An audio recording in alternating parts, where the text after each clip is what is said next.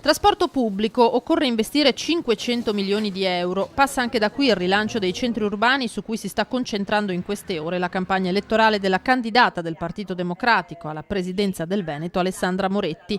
Mentre la Regione passa alla sperimentazione del biglietto unico, per Moretti occorre rafforzare il trasporto pubblico su rotaia e migliorare la rete delle stazioni.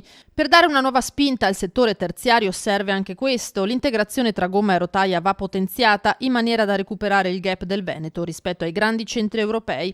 Domani Moretti sarà nel Trevigiano. La sua intensa tabella di marcia prevede una giornata tra la zona del Grappa e Castelfranco, con tappa alle 11:30 in centro a Treviso per la presentazione dei candidati trevigiani delle liste civiche Moretti presidente per il Veneto e Veneto Civico. Sabato pomeriggio a Padova la candidata del centro-sinistra incasserà il sostegno del ministro per le riforme costituzionali Maria Elena Boschi, reduce dall'approvazione della nuova legge elettorale. A 3 settimane dal voto scendono in campo i big in una campagna sempre più combattuta.